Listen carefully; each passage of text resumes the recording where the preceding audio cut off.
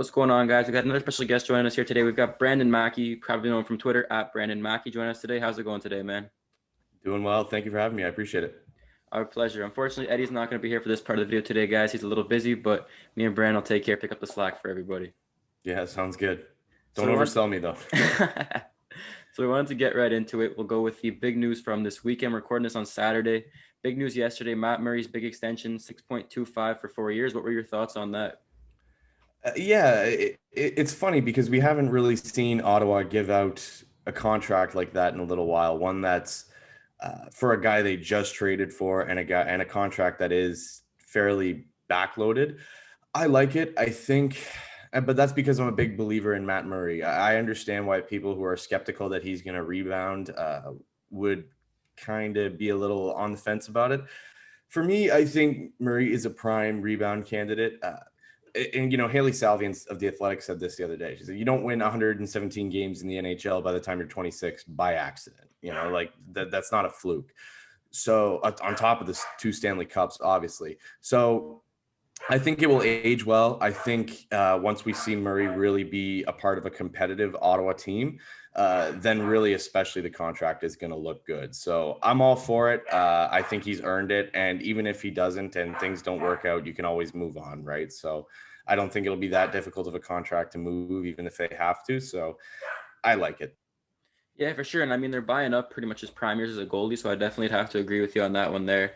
He also obviously has won two cups, like you said, so he's got the pedigree. He brings that to the team, which they're severely lacking right now, since he's got a lot of young players, and only really veterans they have are like Connor Brown and Nisimov, who have accomplished stuff in their career, but nothing like two cups like Murray has.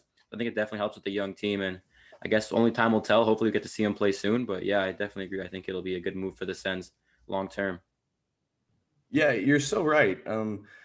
Like it's fine and well to have so many young kids taking up spots in your lineup, but not only do you need to insulate those kids, you need to give them guys to learn from. uh, Guys like Bobby Ryan and Mark Borvietsky were probably the leadership core of this team, at least in terms of experience, and now they're gone. Same can be said of Craig Anderson. So that's a really valuable thing to have. This is an Ottawa team that's probably going to get shelled defensively again this year. Do you want guys like Batherson and Norris and Formanton playing 20 minutes a night and just getting pummeled in terms of shot share? And no, like you don't. In a lot of cases, it's better to have those older veteran players play those big minutes and ease the young kids into it. I think that's one thing Eric Goodbranson's going to bring to the table. I'm sure we'll talk about that a little later as well. But yeah, so especially in net, like Marcus Hogberg should not be playing 50, 60 games this year. If he earns it and he becomes the starter on the team, then hey, great. But for him to be thrust into that role when you don't know exactly what he is yet, that's not a good strategy in terms of development. And with Anders Nilsson still being a question mark in terms of health, you do have to have a stable option in net. You cannot, under any circumstances, run with a tandem of Marcus Hogberg and Joey Decord next year. Like that's not feasible for the rebuild. So I really like the Murray contract. I like what he brings on the ice. I really like what he brings off the ice to the locker room. He's already got connections to guys like Thomas Chabot and Brady Tkachuk. He said he knows those guys well. So now you're starting to build some chemistry in the room too. So I think it's a win all around.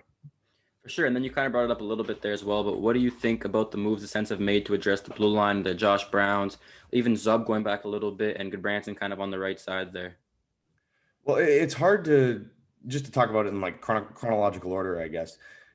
It's tough to get a read on Artem Zub because those guys in Russia, it's really hard to find good film on them. It's hard to find reliable stats because you don't know the context behind the stats. But I think he's on an entry level deal. It's a low risk pickup. If they believe in him, then then great, and he might turn into something. And if he doesn't, then you can just walk away after a couple of years. So that one is pretty, it's pretty innocuous. I think he'll do well. From what I've seen of him, he's a good skater. He's good with the puck on his stick. We'll have to see what he's like in his defensive zone, because that's one thing, funnily enough, that Ottawa's struggled with in finding defensemen. They found good puck movers, but they haven't found good, stable, stay-at-home guys. I think Josh Brown will be that. Whether he becomes a top four defenseman in the on the Ottawa Senators, time will tell. I don't know, but I think at the very worst, he's a stable option on the right side. People point to his stats and his performance in Florida, but it's been well documented now that he's much more comfortable in a system like Ottawa's. The box out system in front of the net. So I think, and the connection to DJ Smith as well. People kind of get a little upset about that, but I think it's a good thing. Every team in the league does this. I'm not sure why the Senators have a reputation for doing this. Like everyone does it. So if DJ Smith likes him and DJ Smith trusts him, that's an important thing to have. As far as Good Branson goes, you could argue that the Senators maybe should have got a little more back because that contract is tough for a defenseman that's performed the way that Good Branson has. But at the end of the day, he's a local guy. He loves the community, and by all accounts, the community loves him. He's very happy and very excited to be coming home. Guys who have played with him in the room, they rave about him. He was very vocal in his support of Black Lives Matter over the summer, which is a presence that the Senators have lost in parting ways with guys like Anthony Duclair and Mark Borowiecki. So I think Good Branson's value will be more felt in the room than it is on the ice. And really, at the end of the day, it's only for a year. It's a $4 million contract that's going to help the Senators hit the floor. So it's hard to have too hot of an opinion on it either way. I think at the end of the day, you need guys that can play those minutes, especially on the right side. When I wrote the breaking news piece for Silver 7 about that Goodbranson trade the other day, it dawned on me something, that Josh Brown has played 93 games in the NHL and Artem Zub has played none. And those are two of your opening night right-handed defenders right now. The guy with the most experience is Nikita Zaitsev. And then your other two don't even combine for 100 NHL games. So Goodbranson will bring the experience factor. Sorry, I live in Toronto. There's always noise, so you're going to hear the plane going by there. But yeah, at the end of the day, it's gonna stabilize that blue line. It's gonna give the kids a chance to develop at their own pace. Good Lord, is he about to crash in a building? Good. Anyway, but yeah, I think they're good moves all around in one way or another.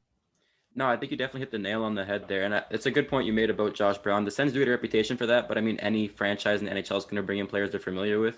So I think that's a great point. The Sens just get a reputation because everyone loves to shit on the Sens, obviously. But yeah, that's exactly a good point you made, actually. Yeah, I really don't think if Anthony Cirelli came to Ottawa, people would be complaining about his connection to DJ Smith. Sure, I think they're just traumatized from the Gabriel Dumont days. Still, that's the problem. Yeah, and rightfully so. That was a tough time in Ottawa. But I think you do have to put a little bit of faith into what they're doing. I do believe they took a step forward this year. Maybe not in terms of the standings, but by watching them, they looked better. They didn't look like chickens with their heads cut off in the defensive zone.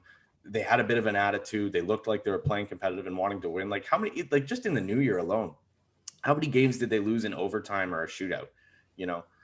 Really the record didn't tell the whole tale for this team this year. Will they be a playoff team this year? No, I don't think so. I would be shocked, but I do believe that they are taking steps forward, and I do think they will continue to take a step forward this year. So people love, and you know what? You said people love to shit on the Sens, and I don't know if it's that. I think what it is people are passionate about this team. That's one thing about this fan base is they absolutely love their Sens. Which is why I can't stand the arguments that Ottawa is a bad hockey market. It's not. But I do think that when you're talking about a fan base that has been through so much in the past few years, you went from the highest highs of that conference final run to the absolute lowest of lows. It's hard to bounce back from that. I really do believe that Sens fans are just dying to feel like this is going somewhere. And I think in the next couple of years that determination will be made. Right now, if you had to ask me, I think they really are trending in a positive direction, but the next 2 years are going to be critical. If they're not in the playoffs 2 years from now, something's gone awry. So we'll have to wait and see, but for right now, it's just smaller building blocks building up to something better. For sure. I think you made a couple of good points there as well. I mean, anybody who's on Sens Twitter knows how passionate they are, and anybody who says that Sens fans aren't passionate obviously aren't paying attention to what's going on. Sens fans care a lot about the team. And also you made a good point with Goodbranson there. He has been, even though his play hasn't lived up to his draft potential back in a few years ago, he has played for teams like Pittsburgh with a lot of winning pedigree. And the Sens, the big thing when they traded Hoffman across him was the culture of the team. And I mean, it's a very young team right now, and that's kind of still being molded what the team's going to look like in a few years. And they're not going to be a playoff team this year, most like realistically. They're not at that point of the rebuild yet. But bringing in a guy like Goodbranson, as you said, he's got some big off-ice contributions as well, and he's from Ottawa. I think he could really help build the culture of the team, even if it's not just long-term he's here. Even if he's here in 1 year and can help guys like Kachuk, like Batherson, like Chabot kind of develop and know what it's like to be part of like a winning organization, I think it could go a long way helping the rebuild as well. Yeah, you're spot on with all of that. It's just people kind of devalue experience in today's NHL. You can't value it enough, especially like, okay, if I had to ask you right now, who are Ottawa's leaders on this team, what would you say? Probably say Kachuk, Chabot. Since out of the guys who are left, definitely Kachuk and Chabot probably. Right. And those are guys that haven't even played 5 years in the NHL. For sure. So if that's the leadership core of your group, and I'm not knocking either of them. They're both leaders on and off the ice. Like they prove that constantly. And they're both fantastic players. They're star players. So, but you need guys, again, to insulate them. That's why I thought personally Mark Borowiecki would have been a slam dunk to bring back. He's a guy that you can throw in front of the media to field the tough questions when the team just gets on nights when the team just gets pulverized, because it will happen. The team will get smacked around a bit this year. He's a guy you can make captain for a year if you want to name somebody captain, and then you can make the decision on Kachuk or Chabot after that. So having those guys around is really going to help. But the winning pedigree is what I think is really interesting. That's not something you can teach, because there is an almost kind of indescribable factor about what it takes to win a Stanley Cup. Like, so much of it is just desire and it's sacrifice, and it's all these intangible buzzwords that statistics people hate. But it's true. A guy like Matt Murray, who, especially in that second Stanley Cup in 2017, he hadn't played the entire playoffs. He comes in Game 3 against Ottawa after the Sens chase Marc-Andre Fleury, and he changes the complexion of the entire series. That's a guy he hadn't played in months, and he comes in and he was just an animal. Like, if you remember, he had that faraway serial killer look in his eyes, and he was making these just disgusting saves all across the crease.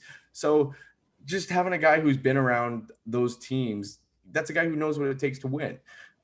So when the going gets tough down the stretch, when this team is competitive again, when they're in the playoffs and maybe things aren't going well, and you need someone to turn things around, whether it's making a play on the ice or saying something in the room, those are valuable guys to have.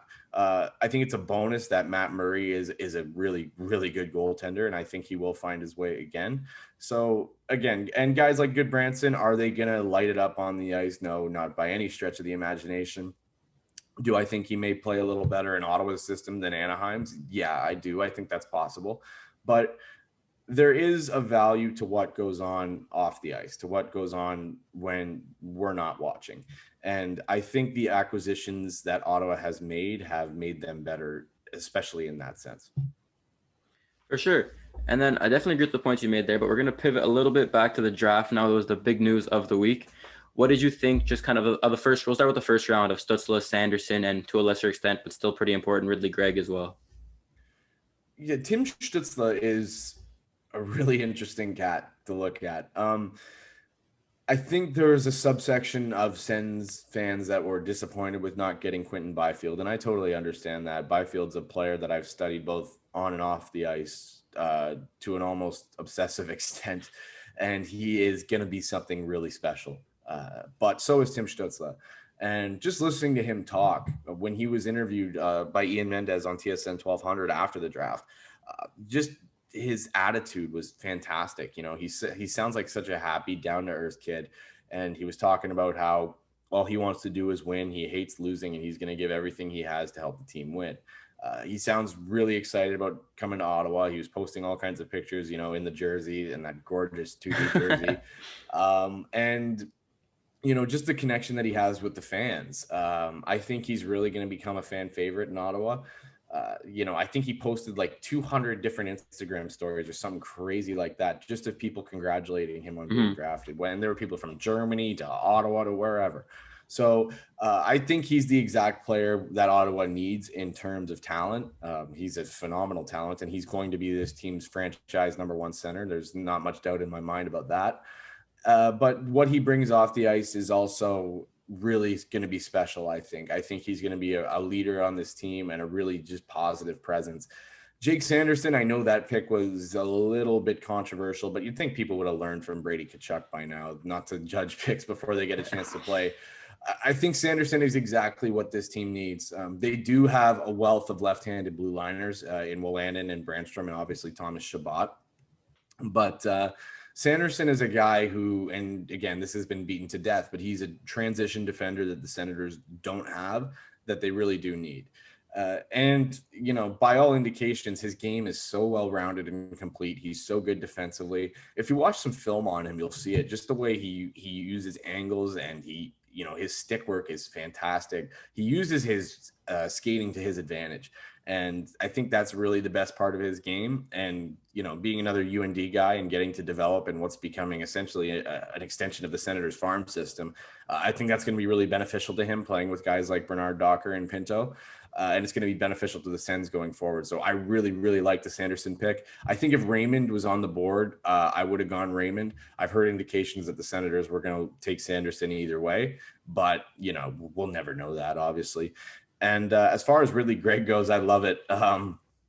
What's funny was Pierre Dorian was talking about that he was fairly open in saying that he really tried to trade up with that 28 pick.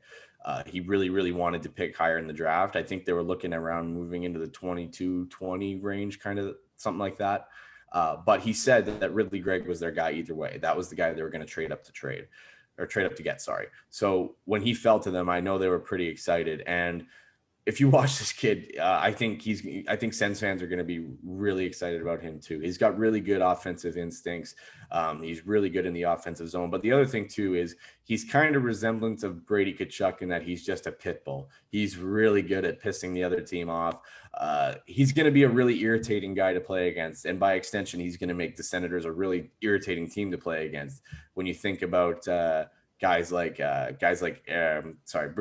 Tkachuk and guys like Alex Formenton, and throw Ridley Gregg into that mix, the Senators are going to be a team of shit disturbers. Like, they're really going to get under people's skin. So I just get really excited about thinking of a playoff series maybe in a few years against the Leafs, and watching Brady Tkachuk and Ridley Gregg and Alex Formenton getting in people's heads. It's going to be really fun to watch. And obviously, when you couple that with the offensive capabilities that guys like Tim Stützle and Drake Batherson are going to bring, and Tkachuk and Chabot too, obviously, it's going to be a really fun Senators team to watch. They're going to be a team with attitude. They're going to be a team that gets right in your face. But by the same token, they're going to be a team that is going to be really skilled offensively and defensively. They're going to be well-rounded. So I'm very excited to see how these guys develop and what the future holds for them.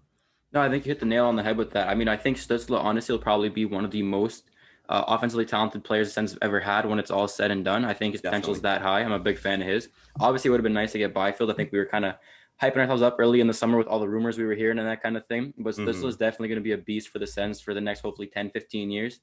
And then Sanderson, like you said, I think he'll be a couple of years away from the NHL. But I think he's going to bring a steadying presence to that blue line. We have guys like Chabot and like Brandstrom. And obviously, they're very dynamic offensive players. But they kind of been missing that guy who can shut down other teams' top players and kind of just lull them to sleep basically with a nice transition game, nice and smooth. And I think that's going to help a lot with the – obviously, since power play has struggled in the past, and he's not a flashy offensive guy, Sanderson, but those breakout passes he can make, and I've seen some of them on YouTube. I haven't studied him too in-depth, but I think that could help a lot, and it's kind of an underrated part of his game, what he can contribute offensively just with that transition game that we've been lacking severely the last few years since a certain player was traded. I think that could definitely help. And then Greg, like you said as well, I think he's a couple years away too, because they said in the draft he's like 163 pounds. Yeah. And for the style of game he wants to play, that's not going to go too well for him in the NHL until he bulks up a little bit. But I think he can definitely help contribute to the Sens sooner rather than later in maybe like a John Gabriel Pajot kind of role behind guys like Stützle and Norris as the first two centers sort of thing. Yeah, Corey Prominence of The Athletic said Greg is probably a lower end number 2 center on most teams, but could be a number 3 center on a really skilled Ottawa team behind Tim Stützle and Josh Norris. So yeah, and what you nailed it about his size. That's you cannot play in the NHL at 160 pounds. It's just not going to happen. For sure. So he is going to have to bulk up, but that's something that can be done fairly quickly. We've seen the year-to-year transition even this year. Like remember Drake Batherson in his first year, compare him to this year. It looked like he grew. It looked like he aged like 3 years. You know, he came back a beast. And a guy like Sanderson, yeah. The thing with Sanderson about getting to the NHL is if you look at guys who jump to the NHL right away, it's not necessarily in terms of trends the most explosive and dynamic guys. It's the ones who are well rounded. It's the ones who play a really stable, steady game. And Sanderson is one of those guys. He's not going to be a guy that puts up 50, 60 points, I don't think. But if you look at his game now, it is really, really well rounded. He probably has another step to take in terms of his skating, but his size as well. But he's right there. I think after a year in at UND, I wouldn't be surprised to see him pushing for a spot in Ottawa in 2020 or 2021, 2022. And that's around the same time that guys like Bernard Docker and Pinto will be making the pro jump as well, whether it's to Ottawa or to Belleville. So the timing works out really well there. So I think people are knocking the whole UND thing, but look, the fact of the matter is, if you can have these guys playing together for 3-4 years at a time, and then have them make the NHL jump at the same time, half the work has been done for you. For sure. They've done their development work, they've built chemistry with each other, and that's just beneficial towards winning, right? Like if a team likes playing together, they're more likely to win. If you've ever played team sports, you know that. So I really think they're going to be okay. I really, really like their first round. I know there was a lot of conjecture about their picks later in the draft, but I think their first round, I think the Senators have the best first round out of anybody. I really do. I would put their first round class up against anybody else's. For sure, I'd agree with that 100%. And you made a good point about UND. People want to knock it because it's fun. It's kind of a funny thing, but I mean, at the end of the day, UND is no slouch of a program. They've got championship pedigree. They've produced players like Jonathan Taves, and they're championship contenders this year. It's definitely not a negative to have multiple players on that UND team this year. No, they're a hell of a hockey team, and they're a hell of a development program too. We've seen it. Like the jump Bernard Docker took this year, he was a vastly improved player. He was Canada's best defenseman at the World Juniors this past year, and a guy like Pinto came out of nowhere, right? Like everybody was pissed off that Ottawa took Shane Pinto last summer, and then he comes out and he just lights up. He lights it up at UND, and he's only going to get better. So, knock it fine. I know people weren't thrilled about trading up to pick Tyler Clevin. But if you have those guys together in your system and you can essentially make a really, really good college program, an extension of your farm system, why wouldn't you? Like in terms of player development, which is what the Senators should be focusing on because they are so young and because they are so heavily reliant on their prospect pool and what's coming down the pipeline, it just makes sense. So I really don't understand the outrage of partnering with a really, really good college program to develop NHL players. It doesn't make sense to me. For sure. And then we're not keep you for too much longer. So I also wanted to ask you just a couple more questions. Is there one pick you feel strongly about one way or another in the later rounds of the draft at all, from round 2 to 7? Yeah, Igor Sokolov. I think that was a great pick. I think that's going to end up being the steal of the second round at least. When you're talking about a draft this deep, obviously the focus is going to be on the first round because there was so much star talent in that first round. But a guy like Sokolov is really interesting to me. I remember watching him at the World Juniors and actually getting frustrated because he was dummying people, especially against Canada. He's so big and strong. He's an absolute monster, and he's lost weight. He was 6'4", 230, I think, around the times of the World Juniors, and he's cut down to about 217 or something like that. So for me, a guy like that, that's going to be really crucial. I know he played the left wing in Cape Breton, but I wouldn't be surprised to see him move to the right wing because Ottawa is so thin on the right wing and he is a right-handed shot. It just kind of makes sense. That's a guy who, if I had to make a bold prediction going into training camp whenever it starts, it would be that he makes the Senators at a camp. His size is there. You can't teach size. I know that's become somewhat of a meme on hockey Twitter, but when you're 6'4" and you can steamroll people at 20 years old, that's a pretty good asset to have. If you're running over guys who are, like 5-10 years younger than you, that's a pretty good skill to have. Does his skating need to improve? Yes, it does. But the Senators have shown that they are capable of doing just that, improving the skating of their prospects. We've seen it in Mark Stone. We've seen it in Brady Tkachuk. Even Drake Batherson skating took a noticeable step this year. So that's not an issue. That's something you can teach for sure. Uh, but a guy like that who has such good offensive capabilities while being so big and physically dominant, that's a really rare thing to find. We saw something along those lines to a much, much more talented and special extent in Quentin Byfield. But it's a player development trend I think that we're going to see start to try to be replicated in the next few years as well. It's probably something that started with guys like, the Anaheim teams that were so big and so successful, and LA with guys like Anze Kopitar. So I really see Igor Sokolov being a key bottom six forward on future Ottawa Senators teams. I think that was a steal of a pick, and I'm really, really excited to see what he can do, especially a few years from now. No, you made a very good point there. And I mean, also I think Sokol is going to be a great prospect. He looks like an absolute beast, especially at his size. But you made a good point about the size, and that kind of trend might be coming back in the NHL. I mean, if you look at the Sens draft and the players they've acquired recently, there's not too many of them who are under like 6'2", 190 pounds at least. They're No, definitely drafting some big guys this no, past week. especially on the back end, they're loading up for bear, right?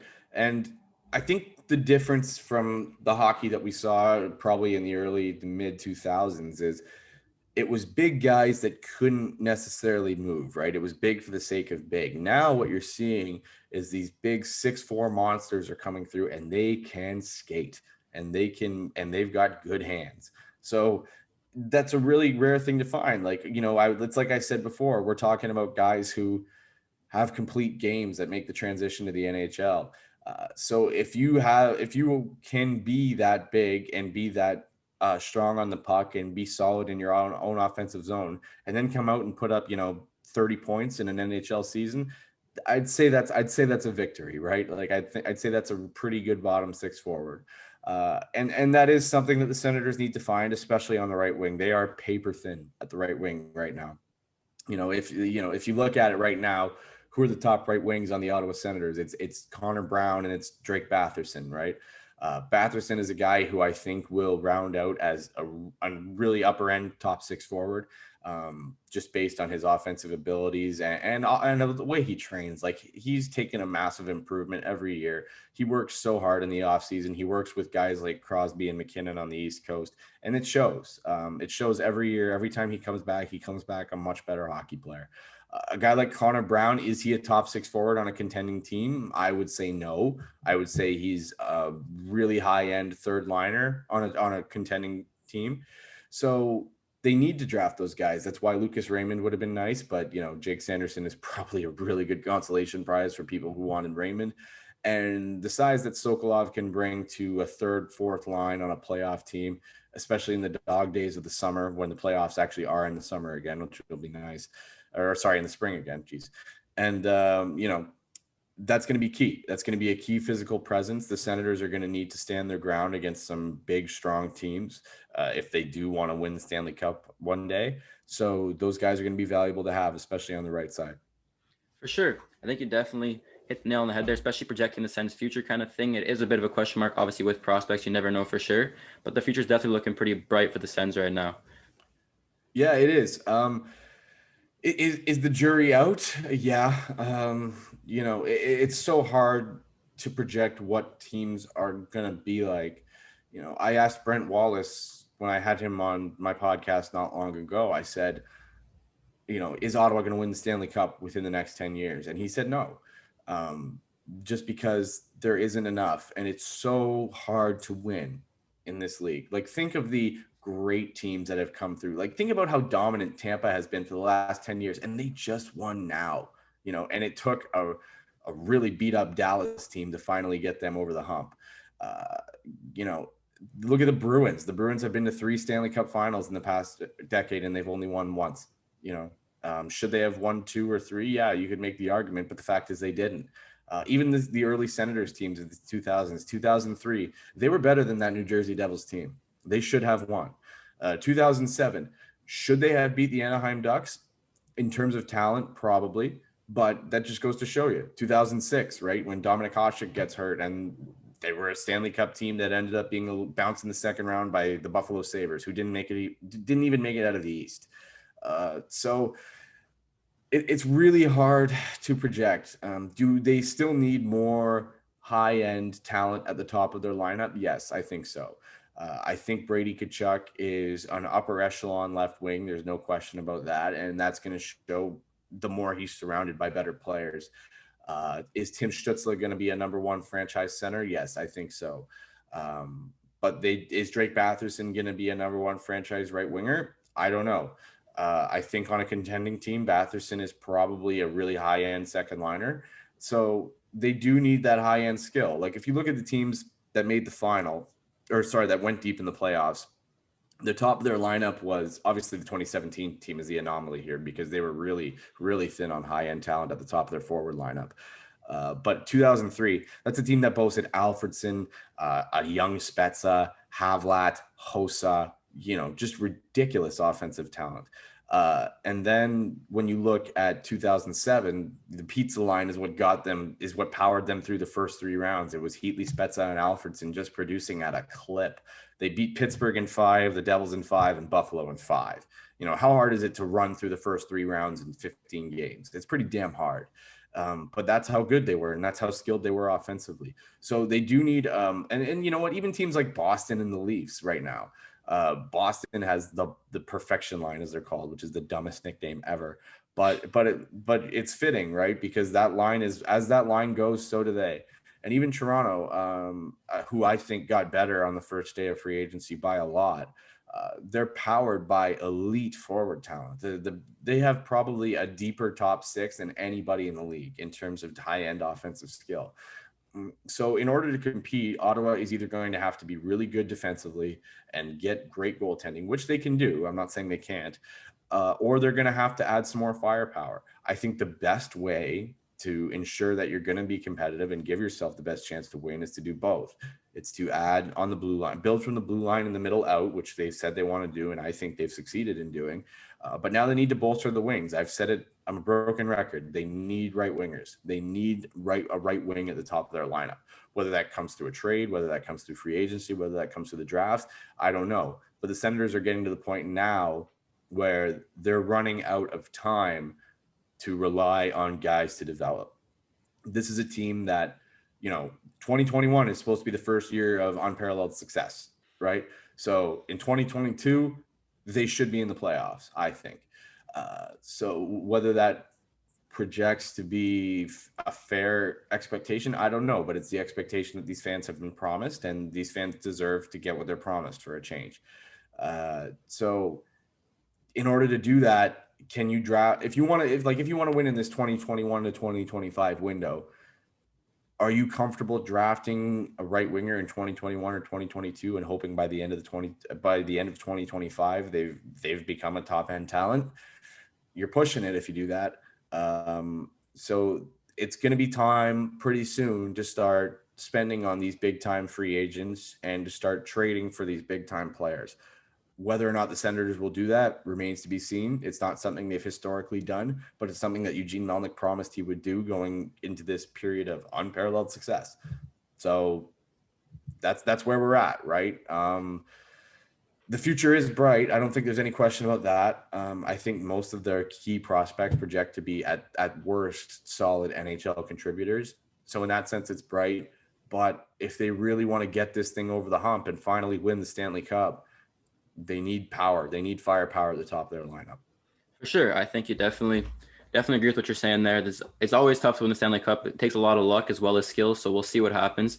I think we're going to have to cut it there, though. We could definitely talk Sens and hockey all day. We really appreciate having you coming on, though. You mentioned a little bit there, but where can everybody find you on social media and all that kind of stuff? Yeah, well, first of all, thanks for having me. It was a blast. I'm happy to come on anytime you'd like. Everyone can find me at Brandon Maki _ on Twitter. You can find my writing at silver7sens.com. We are, for my money, the best Ottawa Senators blog out there. So I really do appreciate it if you check it out. And I do a little podcast of my own called Internal Budget. We got cool guests coming on every week. So we actually have Graham Nichols from The Athletic coming on this week. So that's going to be fun. And yeah, thank you again for having me, man. It was a blast. Our pleasure, man. We'd love to have you on anytime again. We love seeing your content on Twitter and that kind of thing. And everyone, make sure you go toss him a follow and go check out his work. And everybody, you know where to find us. 613_sports on Twitter, 613 Sports on YouTube. Make sure you guys will subscribe, like, and comment, and 613sportsblog.com. We'll see you guys next week.